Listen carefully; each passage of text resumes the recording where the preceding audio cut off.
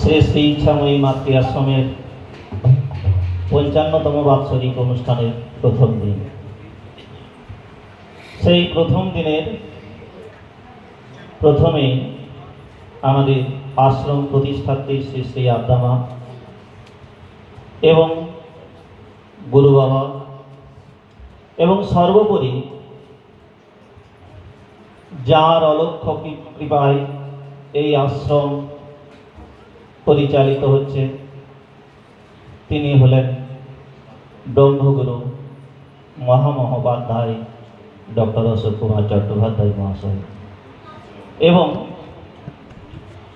তার পরিচয় তিনি কোথায় ব্যক্ত করেছেন, তিনি কে ছিলেন, হয়তো অনেকেই জানেন যে তিনি শেষ পর্যন্ত যোগীরাজ্যে পুনরায় 100 বছর পরে আবার জন্মগ্রহণ করেই ধরাধামে ফিরে এসেছিলেন এবং তিনিই ব্রহ্মগুরু। শেষ পর্যন্ত তিনিই কিন্তু আবার স্বীকার করে গেছেন একদম শেষ লাইনে, ক্রিয়াযোগ অদ্বৈতবাদীর শেষ লাইনে, হয়তো অনেকেই পড়ে থাকবেন, একদম শেষ প্রান্তে তিনি স্বীকার করেছেন। আর আজকে আমি হয়তো জানি না, মানে এই মঞ্চে দাঁড়িয়ে বক্তব্য রাখতে গেলে যা কিছু দরকার, যা কিছু প্রয়োজন, যেটুকু যোগ্যতা, এই যোগ্যতা আমার নেই, এটা আমি একদম নির্লিপ্ত কণ্ঠে স্বীকার করছি।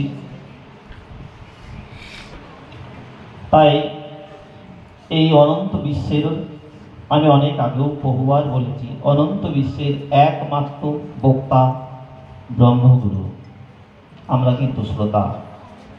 তাই তিনি যেটুকু বলাবেন সেটুকুই আমিও যেন শুনে তা অনুসরণ করে নিজেদের জীবনকে ধন্য করতে পারি। তো প্রথমেই আমি আমার আশ্রম প্রতিষ্ঠাত্রী শ্রী শ্রী আদরণীয় আদ্রামায়ের শ্রীচরণ তলে কোটি কোটি প্রণাম, ব্রহ্মগুরুর বাবার শ্রীচরণ তলে কোটি কোটি প্রণাম এবং ব্রহ্মগুরুদেব যোগীরাজ শ্যামাচরণ লাহিড়ী মহাশয়ের শ্রীচরণ তলে এবং আমার প্রিয়বান দাদা, ভাই, বোন, মায়েরা যারা সকলে উপস্থিত আছেন, সকলের চরণে আমি আমার সশ্রদ্ধ প্রণাম নিবেদন করে যেটুকু গুরুদেব বলাচ্ছেন সেটুকুই বলার চেষ্টা করছি। দেখুন, আমরা প্রত্যেকেই বহু পাঠ্যপুস্তক আমরা পাঠ করেছি, কিন্তু কতটা হৃদয়ঙ্গম করেছি এটা কিন্তু আমরা জানি না। এখন জানার মধ্য দিয়ে অনেক কিছু পুঁথি ঘেটে, অনেক শ্লোক, স্তব, স্তুতি মুখস্থ করে অনেক নামধারী, ভেগধারী পণ্ডিত আমরা হয়তো অনেকেই হয়েছি বা হতে পেরেছি, যার দ্বারাই কিন্তু হয়তো আজকের বর্তমান সমাজ অর্থাৎ কলিযুগকে গ্রাস করে ফেলেছে। সেই কলিযুগের প্রাণের উপায় একমাত্র ক্রিয়াযোগ। সেই ক্রিয়াযোগের মালিক কে? ক্রিয়াযোগের মালিক আমরা সকালেই জানি যোগীরাজ শ্রী শ্যামাচরণ লাহিড়ী মহাশয়। না, তিনি অবশ্যই তিনি, কিন্তু তিনি যুগে যুগে রূপটা শুধু বদলেছেন মাত্র। আমি প্রথমেই আপনাদেরকে এই যে ভারতবর্ষ যোগের দেশ এবং যোগীর দেশ, এখন যোগ যোগী যাই থাক না কেন, যাই প্রয়োজন হোক না কেন মানব মুক্তির জন্যে, আমার যা মনে হয়েছে প্রভু যতটুকু আমার চেতনায় দিয়েছেন, সেটা কিন্তু ভারতবর্ষ প্রথম গুরুবাদীর দেশ। আপনারা মানুন, বিশ্বাস করুন, আপনার শ্রদ্ধাটুকুই কিন্তু জ্ঞান বলুন, বিজ্ঞান বলুন, আপনি লক্ষ জপ তপ করুন, পাঠ্যপুস্তক পাঠ করুন, জানুন, কিচ্ছু লাভ নেই।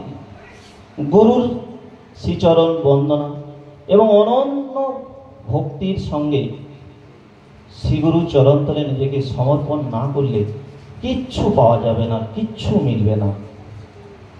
করে দেখুন, একবার সারেন্ডার করুন না। বড় বাবা বলে গেছেন, ব্রহ্মগুরু বারে বারে বলেছেন যে এত কাল এত জন্ম আমরা তো ভোগ বিলাসে নিজেকে নিয়োজিত করলাম, এই জীবনটা না হয় শ্রী গুরু চরণতলেই দিই না, দেখাই যাবে না কি হয়। অনেক তো জিতেছি হেরেছি, এই জীবনটাই কি পাওয়া যায়?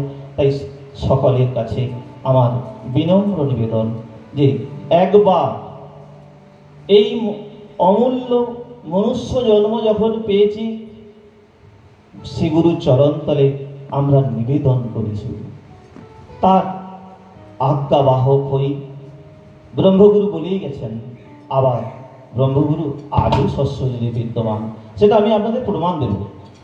একটু ধৈর্য ধরুন, আমি প্রমাণ দেব। তো যখন বারে বারে বলেছেন, আজকে সকালে গুরু গীতা পাঠ হয়েছে, একদম সকালে একদম ভোরে গীতা পাঠ হয়েছে, তারপরে গুরু গীতা পাঠ হয়েছে। তো এই গীতা শ্রীমদ্ ভগবদ গীতা কে রচনা করেছিলেন? শ্রীমদ্ ভগবদ গীতা যে ব্যাসদেবের কথা আমরা শুনেছি, কে এই ব্যাসদেব?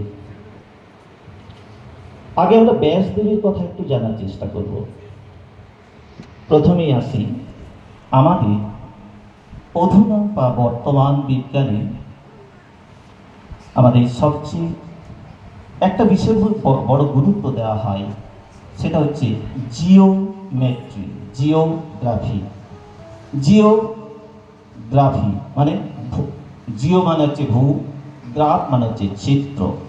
অর্থাৎ এই পৃথিবীর একটা চিত্র, সেটাকে যখন ক্যালকুলেশন করতে গেলাম, চলে এলো জিওগ্রাফি, জিওমেট্রি, জ্যামিতি। তো হয়তো এখানে একটু ধৈর্য ধরে একটু মন দিয়ে শোনার জন্য সকলকে আবেদন করছি, দেখুন বুঝতে পারবেন, কোনো অসুবিধা হবে না। ব্রহ্মগুরুর কৃপায় সকলেরই আশা করি। তো এই যে আমরা এখানে বসে আছি, প্রত্যেকেই দেখুন আমাদের একটা নির্দিষ্ট ওজন আছে বলে মনে হচ্ছে, দৈর্ঘ্য প্রস্থ উচ্চতা আছে বলে মনে হচ্ছে।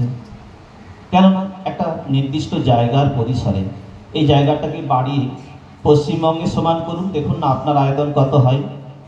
ভারতবর্ষের সমান করুন, আপনার আয়তন কত হয়। পৃথিবীর সমান করুন, দেখুন আপনি আপনার আর অস্তিত্ব খুঁজে পাবেন না সেখানে। সৌরমণ্ডলের সাপেক্ষে আপনার অস্তিত্ব কোথায়? অতএব আমরা ক্ষুদ্রতর জায়গায় বাস করছি বলে না, ক্ষুদ্র জায়গাটাকে অনেক বড় দেখছি, তার জন্য আমার নিজেদের অস্তিত্ব নিয়ে বড্ড বড়াই করছি। নিজেকে ক্ষুদ্র ভাবুন। যোগীরাজ কিন্তু বলেছেন, ক্ষুদ্র না ভাবলে কিন্তু যোগরাজ্যে বা আত্মরাজ্যে প্রবেশ করা যায় না। এটা যোগীরাজের কথা। তাই আত্মরাজ্যে প্রবেশ করতে গেলে আপনাকে কিন্তু ছোট হতে হবে, ক্ষুদ্র হতে হবে। কত ক্ষুদ্র হতে হবে? কতটা ক্ষুদ্র হতে হবে? সেই ক্ষুদ্র হওয়ার ব্যাপারটা আমি আপনাদের একটু বলি।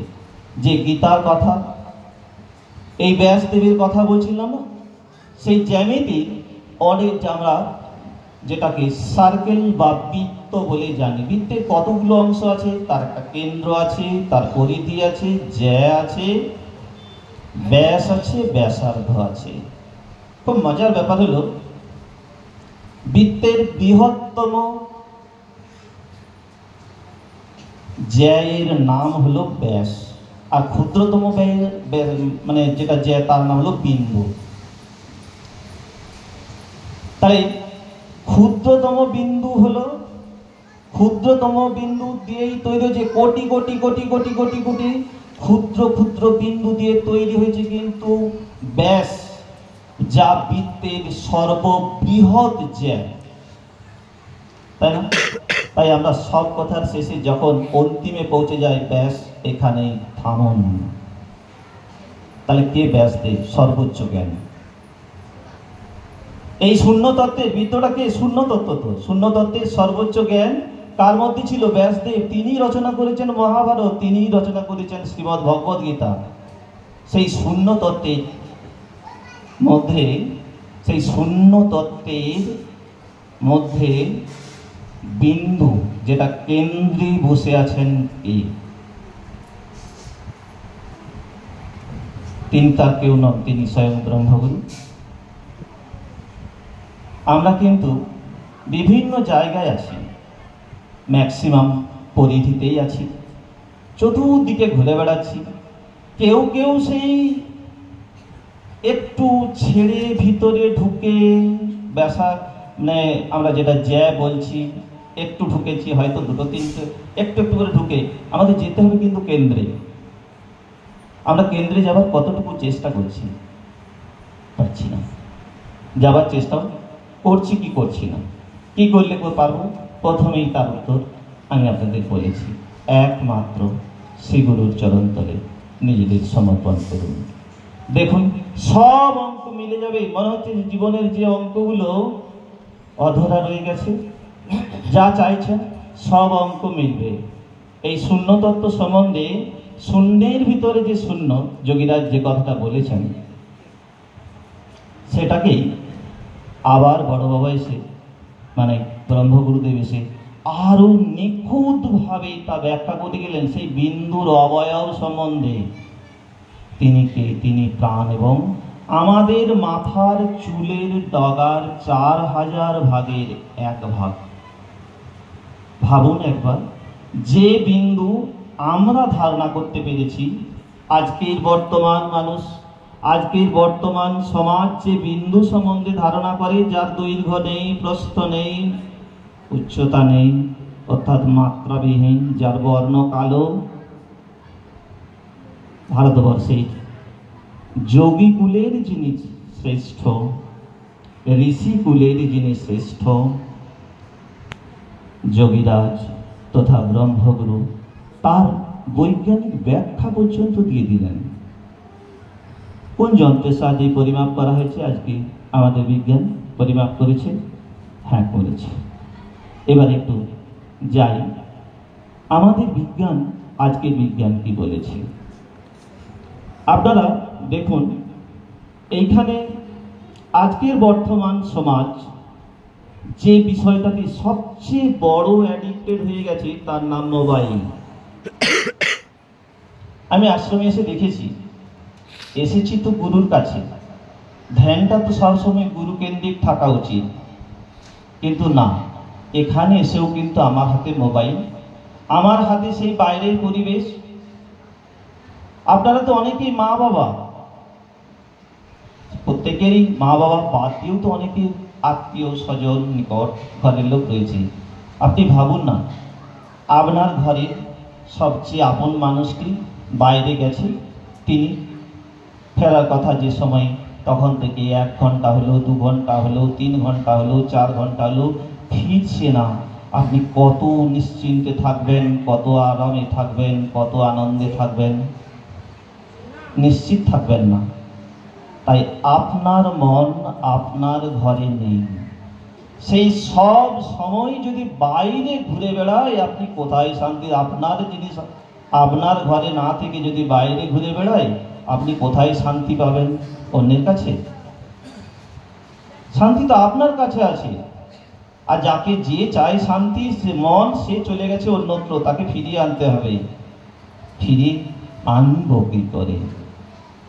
চলুন একটু বিজ্ঞানের ভাষায় সেটাকে একটু দেখার চেষ্টা করছি। আমাদের বিজ্ঞানে সংখ্যা রেখা বা সংখ্যার উপরে একটা, সংখ্যা রেখার উপরে একটা বিরাট বিরাট বিশদ রিসার্চ হয়েছে, আজও হচ্ছে, জানি না এর শেষ কথাই।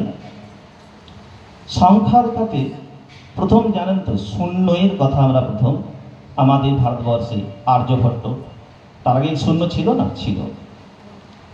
তো এই একটা সংখ্যা বাংলায় বলুন, ইংরেজি বলুন, সংস্কৃত বলুন, জাতি ধর্ম বর্ণ নির্বিশেষে, দেশ বিদেশ, এই একটা সংখ্যাকে কিন্তু কেউ চেঞ্জ করেনি। কিন্তু 1 2 1 থেকে 9 পর্যন্ত সংখ্যাটা বাংলায় একরকম, ইংরেজিতে একরকম, হিন্দিতে একরকম, অর্থাৎ বিভিন্ন রকম। কারণ এটা ম্যানমেড। যেটা ম্যানমেড নয় সেটা যে শূন্য। কেন? আপনি অনন্ত মহাকাশের দিকে তাকিয়ে দেখুন, কোটি কোটি শূন্য ভাসছে, যার উপরে বাস করছেন পৃথিবী, সেও এক বৃহৎ শূন্য। আপনি আমাকে দেখছেন, আমিও তো আপনাকে দেখছি। চোখের তারাটা দেখুন না, একদম সম্পূর্ণরূপে একটি বৃত্ত, একটি মানে পারফেক্ট শূন্য, চোখের কালো তারাটা। তাই শূন্য দিয়ে আপনি কি দেখছেন? শূন্য দিয়ে কিছু দেখা যায় কি? তাহলে শূন্য দিয়ে তো শূন্যই দেখছি বলে মনে হয় না। যদি দেখছেন শূন্যই দেখছেন, তাহলে তো এত অশান্তি কিসের, এত জ্বালা কিসের? চলুন, এই যে আমাদের চলার যে পদ্ধতিটা দেখুন, একটা হাত ডান হাত আগালে বাম হাত পেছনে, মাঝে কি আছে বলুন তো? সুষুম্না কাণ্ডটা। হাত পা যতই আগাগ পেছাক, সুষুম্না কাণ্ড তার নিজের অবস্থানেই আছে। একটা আগালে আরেকটা বলে যাব না, একটা ধনাত্মক মানে একটা পজিটিভ, একটা নেগেটিভ, মাঝে যে ধারণ করে আছে তা হলো শূন্য। কখনো ভেবে দেখুন, যারা আমরা ক্রিয়াযোগ সাধন পেয়েছি প্রত্যেকেই, যোগীরাজ আপনাদের বিশেষ সাধন দিয়েছেন, এই সুষুম্না পথের সাধন ও তার শূন্যের সাধন দিয়েছে। কিন্তু এই শূন্য পথের সাধন কিন্তু যোগীরাজ আপনাদের দিয়েছে। আপনি একটা মোবাইল নিয়ে কারোর সঙ্গে যোগাযোগ করছেন, কারোর সঙ্গে কথা বলছেন, আপনি তো তার সঙ্গে কথা বলছেন, কিন্তু কখনো ভেবে দেখেছেন পাশাপাশি দুজনে দুটো মোবাইল কথা বলবে না? অলৌকিক কাজ করে চলেছে টাওয়ারটা। তাই আমরা একটা গান জানি, তোমার আমার জীবন বিনা একটা রেতেই বাঁধা আছে। কোনো লাফান ঝাপান করে লাভ নেই, সব টিকি ব্রহ্মগুরুর শ্রীচরণ তলে বাঁধা আছে। যতই লাফান আর যতই ঝাপান, ওই অলক্ষ্যে কিন্তু আমরা নারী পুরুষ, আমাদের ভালো মন্দ, মাঝে কিন্তু একটা টাওয়ার রয়েছে। এই মোবাইল থেকে যখন আর একটা মোবাইলে যাচ্ছে, আর একটা মোবাইল থেকে এই মোবাইল আসছে, মাঝে কিন্তু টাওয়ারটা যদি কাজ না করে তাহলে কিন্তু কিচ্ছু করতে পারবেন না। তাই আমরা টাওয়ারটাকে যেন ভুলে না যাই।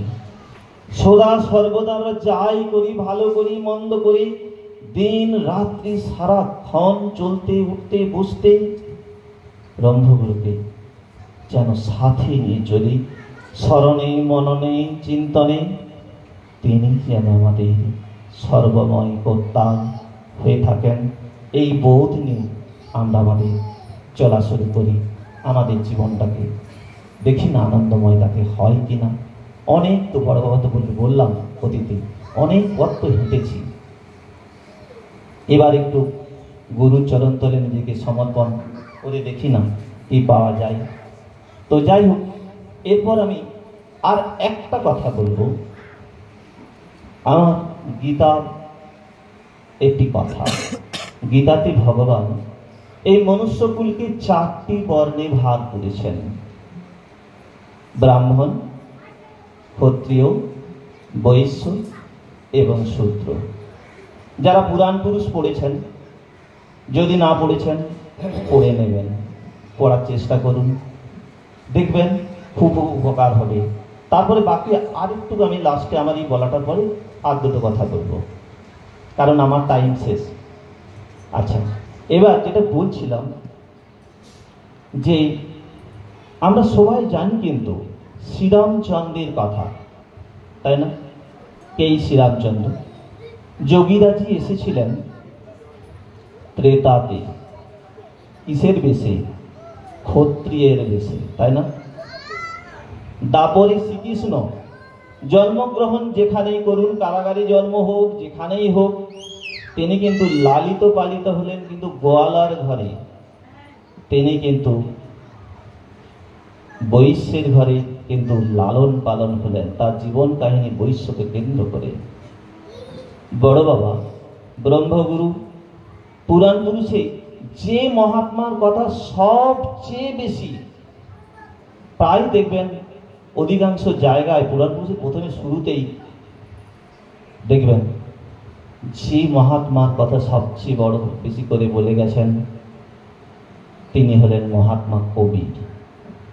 কবির কার ঘরে জন্মগ্রহণ করেছিলেন? জোলার ঘরে। তিনি শূদ্র। কখনো প্রশ্ন জাগেনি যে এই সত্য যুগে তাহলে ব্রাহ্মণকে, আমরা ক্ষত্রিয় পেলাম, বৈশ্য পেলাম, শূদ্র পেলাম, তাহলে ব্রাহ্মণ, যুগ সন্ধিক্ষণের এই ব্রাহ্মণকে কখনো প্রশ্ন আসেনি? কখনো মানে আজ উত্তরটা একটু শুনুন। দেখুন, আমি কিন্তু প্রথমেই বলেছি বড় বাবা শেষ লগ্নে নিজেকে ধরা দিয়েছেন। তো এই ব্রাহ্মণ বেশে এসেছিলেন যোগীরাজ, তার 100 বছর পরে তারাই পুনর্বর্তন ব্রহ্মগুরু। কোন বেশে? যোগীরাজ কোন বেশে এসেছিলেন? ব্রাহ্মণের বেশে। ব্রহ্মগুরু ব্রাহ্মণের বেশে। দেখুন তার ছবিতে পৈতা তো দেখাই যাচ্ছে। আবার তিনি কিন্তু ব্রাহ্মণ বেশে সশরীরে মঞ্চে অধিষ্ঠিত হয়ে আছেন। মনে হয় কেউ খেয়াল করেননি। তো আমরা বিশ্বাস করুন, আমাদের এইখানে যারা এই মোমেন্টে উপস্থিত আছেন, যারা যত দূর পর্যন্ত এই কণ্ঠ যাচ্ছে, যারা শুনতে পাচ্ছেন, আমি তাদের সকলের উদ্দেশ্যে খুব করজোড়ে বলছি, বিশ্বাস করুন, এই সুযোগ, এই মর্তে ভগবানের আবির্ভাব আমরা জন্ম জন্মান্তরের সুকৃতির ফলে তার স্বয়ং সাক্ষাৎ লাভ করতে পেরেছি, করছি। আমাদের জীবন ধন্য হয়ে গেছে, আমরা বুঝতে পারছি না। একটু বুঝুন, প্রত্যেকের জীবন আমাদের ধন্য হয়ে গেছে। আমরা স্বয়ং ভগবানের সাক্ষাৎ লাভ করেছি, করছি। তাই সযত্নে রক্ষণাবেক্ষণ করুন, সকলের কাছে আমার এই বিনম্র নিবেদন। আর একটা কথা বলে নিই, শ্রী শ্রী আদ্যা মায়ের বইটি নবরূপে আবার কিন্তু প্রকাশিত হয়েছে। হয়তো অনেকের কাছে পুরনো সংগ্রহ থাকতে পারে। তো এটা আমাদের ব্রহ্মগুরু বাবা বললেন, দরকার হলে মায়ের জীবনী আমি প্রচারের উদ্দেশ্যে আমি পয়সা দিয়ে এ বই মায়ের ভক্তবৃন্দের কাছে পৌঁছাবো। আশা করি আর এরপর কিছু বলার দরকার আছে? এ বইয়ের জন্য কিন্তু কোনো লাভ, যতটুকু এর খরচ ততটুকুই নেওয়া হচ্ছে। আমরা বলেছিলাম না, যতটুকু খরচ ততটুকুই, আপনি দেবেন না। এবং এই একটা। আর দ্বিতীয় কথা, যেটা বড় বাবা ধরা পড়েছে, আমি জানি না শ্রদ্ধাঞ্জলির দ্বিতীয় পাঠ কেউ পড়েছেন কিনা পুরোটা। যদি পড়ে থাকেন দেখবেন তিনিও ধরা দিয়েছেন শ্রদ্ধাঞ্জলির দ্বিতীয় পাঠে কোথাও না কোথাও। এটা আমি পাতা উল্লেখ করব না, বলবো না। নমস্কার। জয় ব্রহ্মগুরু, জয় জয় ব্রহ্মযোগীরাজের জয়, জয় শ্রী গুরু বাবার জয়, জয় শ্রী শ্রী ইচ্ছাময়ী মা ইচ্ছাময়ী মাতার জয়, শ্রী শ্রী আদ্যা মায়ের জয়, জয় ব্রহ্মগুরু ধামের জয়। এখানে আজকে আমরা একটা ধর্মীয় অনুষ্ঠান করছি। এই ধর্মীয় অনুষ্ঠানটা কাকে কেন্দ্র করে হচ্ছে? ইচ্ছাময়ী মাতৃ আশ্রমকে কেন্দ্র করে।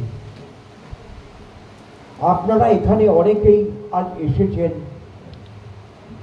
কিন্তু আপনারা এই ধরনের ধর্মীয় অনুষ্ঠান আর বোধহয় কোথাও পান না, আমার যতটুকু ধারণা। এই আশ্রমের গঠন, চিন্তাধারা, আদর্শ সব ব্রহ্মগুরু কেন্দ্রিক, যোগীরাজ কেন্দ্রিক। আজকে আমরা এই উৎসবটা আগে যখন আমরা ভাবি যে এবারে কি ব্যানারে কি শব্দ প্রয়োগ করব, তা বাবা কৃপা করছেন সব সময় এই অধরকে। সকালবেলা টিফিনটা করার পরেই সঙ্গে সঙ্গে তিনি 4টে লাইন আমায় দিলেন। ভাবছেন যেটা ধর্ম সবে, ধর্ম তাহা নয়। দেখুন, সবাই যে ধারণ এই যে আমরা ধর্ম পালন করি, কেউ নাম কীর্তনের মধ্যে, কেউ পূজা পাঠের মধ্যে, কেউ দান ধ্যানের মধ্যে, কেউ খিচুড়ি খাওয়াচ্ছে, ইত্যাদির মধ্যে। এইগুলোকেই মনে করি আমরা ধর্ম।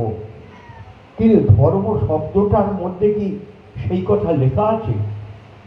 বা ভাবার, আমার বই পুস্তক, এই লেখাপড়া শেখার কি মূল্য কি আমরা একটুও দেব না?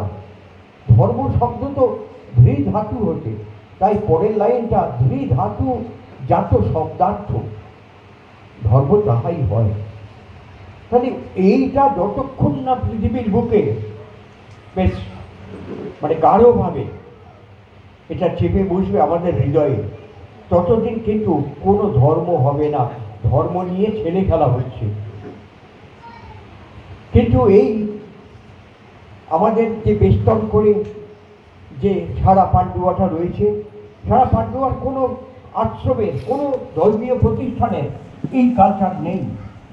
অথচ এ কি করে পেল? এই আশ্রমে কেন এলো? এটা হচ্ছে আমাদের জন্মগত সুকৃতির বলে।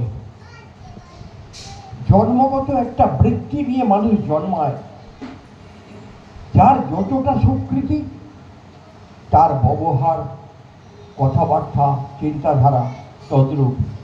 কিন্তু এই আশ্রম, যিনি প্রতিষ্ঠাত্রী আমার মা, সকলের শ্রদ্ধার পাত্রী শ্রী শ্রী আদ্যা মা, আমার গুরুদেব যাকে আদর করে আদি মা বলে ডাকতেন, তিনি কেন এমন হলেন? তার মানে তার আশ্রমটায় এই যোগের যে প্রবেশ ঘটবে, সেটা এই মায়ের জীবনীর গ্রন্থের মধ্যে দিয়েই কিন্তু এই লেখাটা হয়েছে। এবং মাও তো সেই একই সিস্টেম, একই নিয়মে, একই ধারাকে কেন্দ্র করেই এই ধরার বুকে নেমে এসেছেন।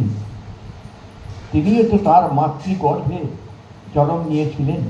তা আমরা তো সবাই জন্ম নিই এক সিস্টেম, কিন্তু ভূমিতে পড়ে আমরা ঠিক এদিক ওদিক হয়ে যায়। যেমন এই যে ক্রিকেটের যে ওই স্পিন বলটা বা বেসবল সুইং করে না, ওই সুইংয়ে আমরা সব ডান দিক বাঁ দিক ছিটকে সব চলে যাচ্ছি, স্ট্রেট যেতে পারছি না। তাই সোজা জীবন, স্বচ্ছ জীবন, সুকৃতিময় জীবনের এটাই রেজাল্ট এই মায়ের। আর সেই মায়ের চরণে এই অধম আশ্রয় পেয়েছিল। আজকে পূর্ণভাবে 50 বছর পূর্তি হয়ে গেল। তো 50টা বছর আমি জানি না আপনাদের ধারণায় আসে কিনা এসব। আমার তো মনে হয় খুব সহজে এটাকে ঠিক বোঝা যায় না। 50 বছর কেউ কি মিথ্যা কথা বলে চালাতে পারে? 50 বছর ভণ্ডামো করে কেউ চালাতে পারে?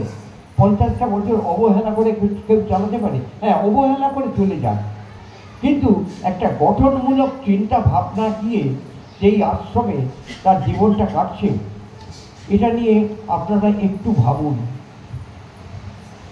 আমার উপনিষদ বলেছেন ব্রহ্ম সত্য, জগৎ মিথ্যা। এটা আমরা একটু সঙ্গীতের মাধ্যমে বুঝে নিচ্ছি কৃষ্ণেন্দ্র শীলের কণ্ঠ হতে।